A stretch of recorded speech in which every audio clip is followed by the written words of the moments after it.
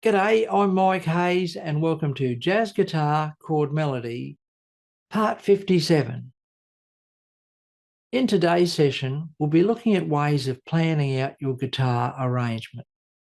And we'll be doing it in much the same way as we do in our everyday language, where we simply think of something we want to say to somebody, and then we work out the details of how we're going to say it as we go along. And we'll be taking much the same approach with our guitar arrangement. We'll have a general idea of what we want to happen, the overall dynamics, the type of textures we want to use, but we'll have to work out the details as we go along. So when you think about it, the guitar really should be the last link in the chain. If we put a little bit of work into the planning, it should make our overall solo sound much more interesting. So it's pretty exciting stuff. Don't forget, if this is the first time on our channel, don't forget to subscribe and hit the notifications bell so you'll be notified just as soon as our latest videos are available. Right then, we've got a lot of work on the menu today, so let's hop in and see what's in store for us. Let's jump right in and start work on the B section of Bye Bye Blackbird. We covered the A section in the previous video, so you might want to check that out if you haven't seen it already. When I'm thinking about doing an arrangement of a song, I usually don't do that much playing. Most of the work is just thinking about the song and how I want the arrangement to turn out. Now with a song like Bye Bye Blackbird, as I said in the previous lesson, it has a very long history of great performances, and I wanted to make sure that when I was doing an arrangement here, it was different from anything else that had been done before. And this is where your imagination comes in.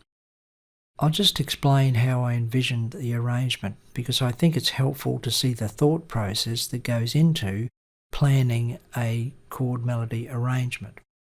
In the previous session, I said I'm thinking about Bye Bye Blackbird as having 4 sections: A, B, C, A1.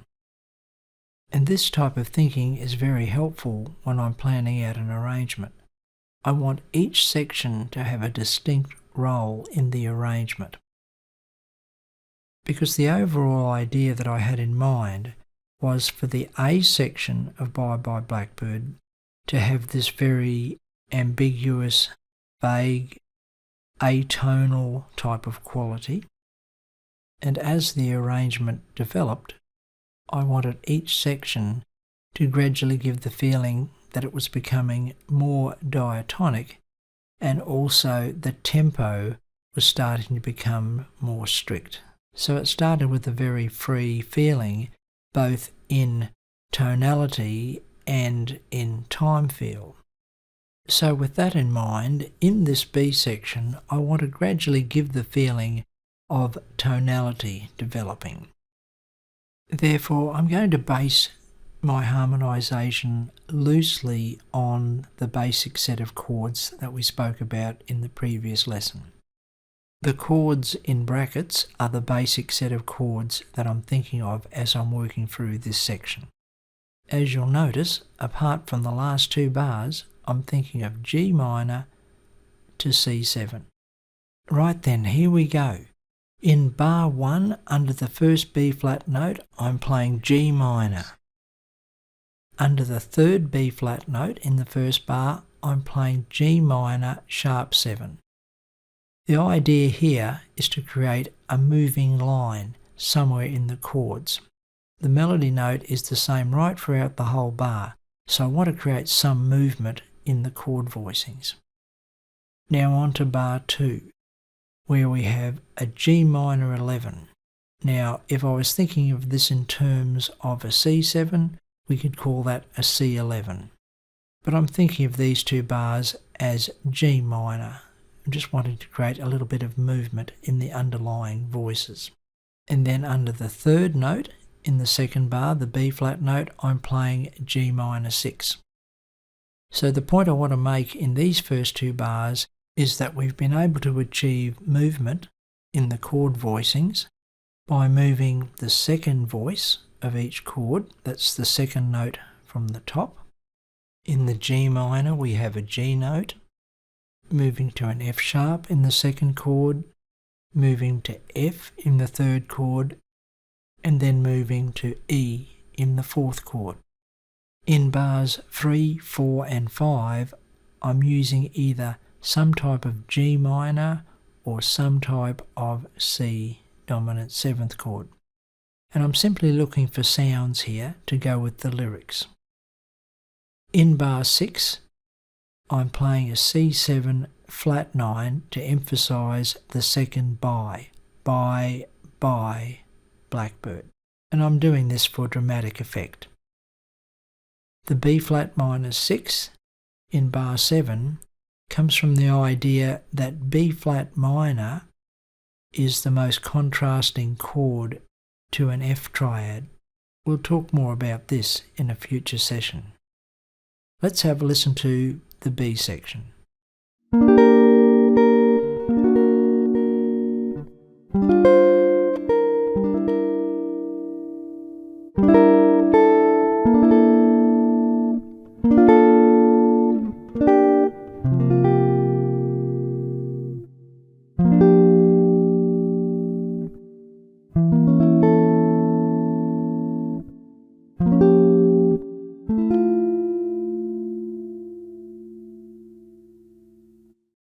Okay, it's time to move on to the C section.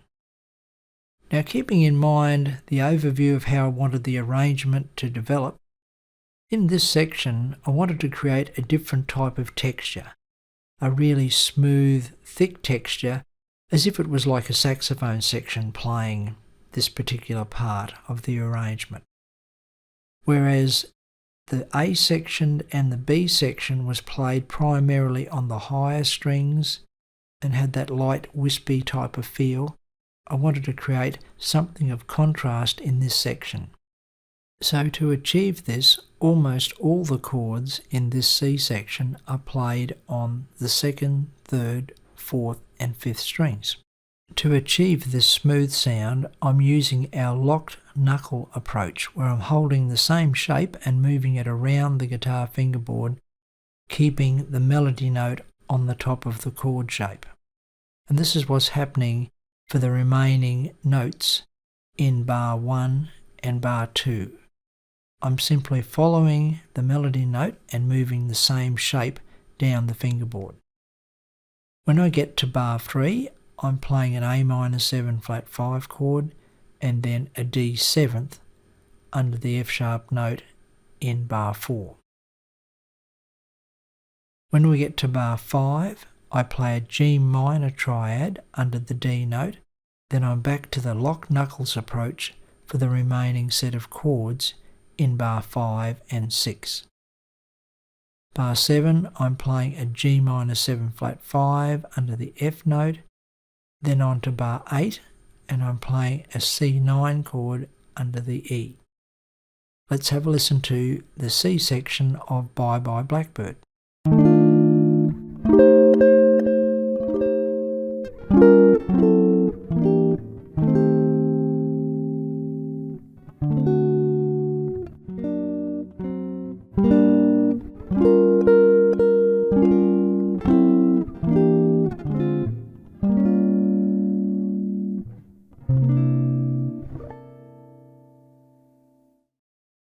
Now on to the A1 section, and according to my overview, this is where things should be starting to come together. The first couple of chords are just big, lush sounding chords, but I'm keeping very close to the basic set of chords. So in bar 1, I'm using F major 9 under the A notes.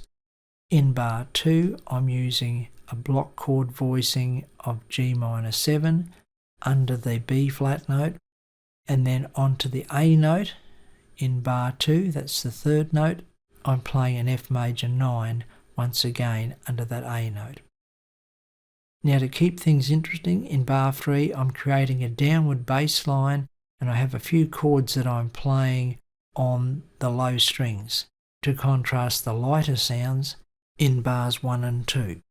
There's a few musical twists and turns and surprises in store for you in bars 4 and 5 to build up the dynamic of the arrangement. In bars 6 and 7, we return to the basic set of chords, and normally in bar 8 we'd finish on an F chord, possibly some F6-9 or something like that. What I've done here, I've created an extended ending, or as the case may be, it could be an introduction to where the band comes in and joins the guitarist. What I've done is created a series of chords that all have the note F as the highest note.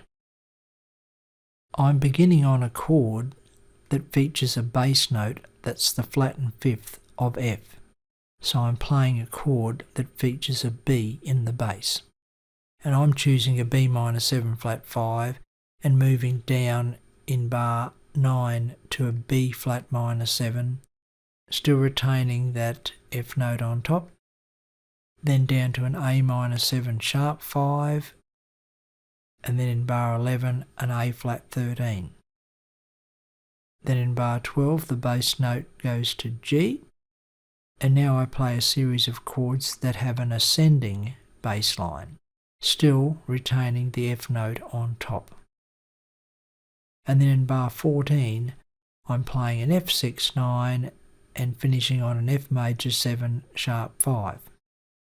However, if you were to play some type of C dominant 7th or a B flat with a C bass, that could easily kick the band in and you'd be off playing a swing tempo version of Bye Bye Blackbird.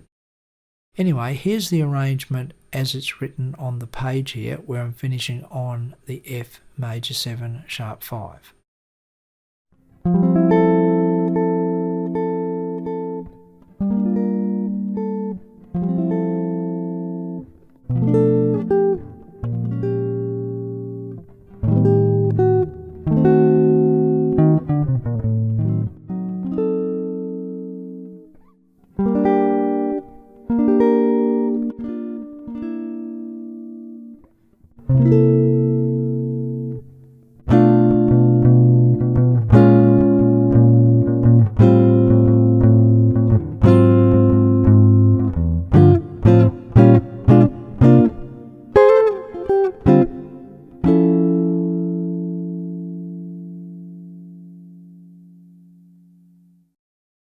Okay, so now would be a good time to have a listen to the whole arrangement and see how it all comes together.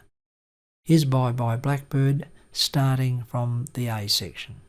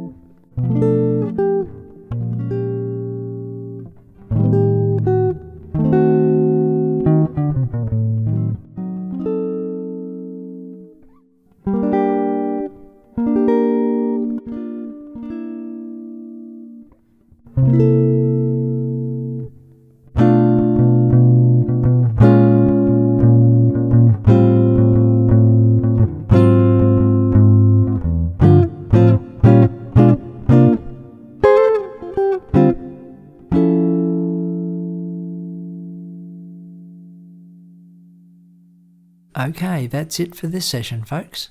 I do hope you found something of interest in here and something that'll help you create your own chord melody style on guitar. Don't forget, if you have any questions or comments, to leave them in the comments section below the video. And as always, I look forward to catching up with you again next time. Bye for now.